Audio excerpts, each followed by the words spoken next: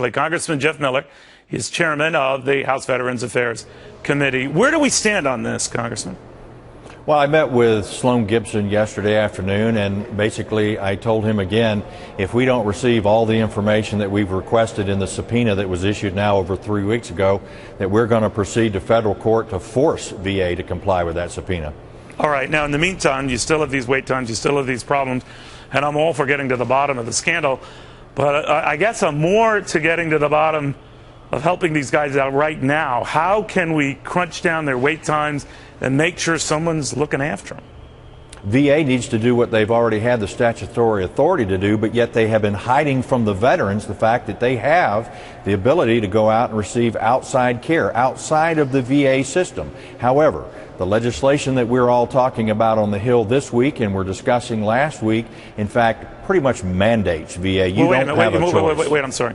So soldiers, veterans now, if they go to a VA facility where there's a long wait time, someone can give them the slip of paper or a voucher, whatever you want to call it, go to a private hospital or nearby hospital and get the care there, because that's news to a lot of these guys.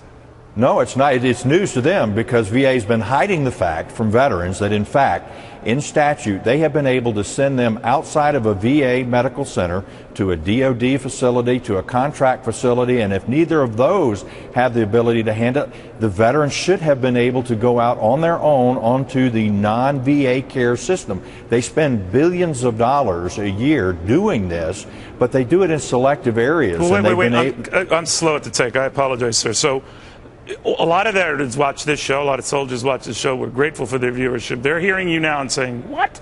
I mean, I can avoid this whole nonsense because I have rights to go to another hospital if this one is telling me I'm going to have to wait till like 2020 for care?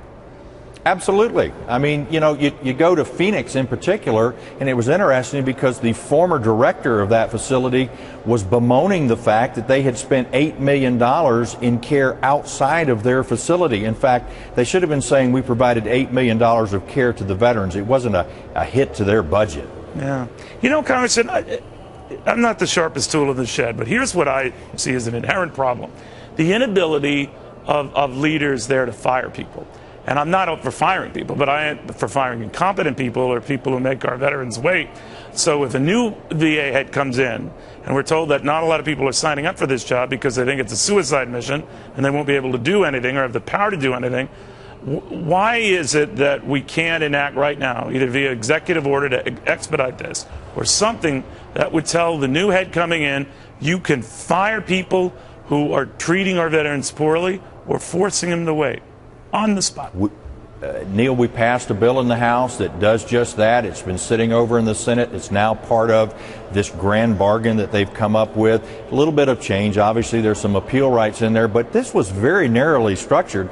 It only deals with about 450 of the senior executives. If you don't do your job, you should be fired. And unfortunately, the civil service protections are preventing folks from being fired, and what VA has been doing, unfortunately, is moving them all throughout the system. They're not firing them, they're just relocating them. I know, yeah, shuffling around the dead weight. Now, I know how Republicans feel about the president's executive orders. He hands out quite a few.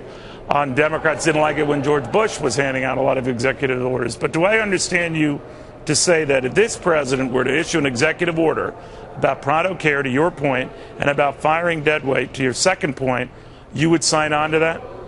Oh, absolutely. But I promise you, this president will not give the authority for anybody to fire somebody that the unions don't approve.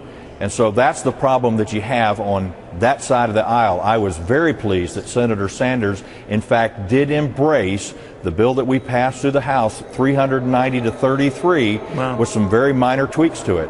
We'll watch closely. Sir, it's a pleasure. Thank you very much. Thank you, Neil.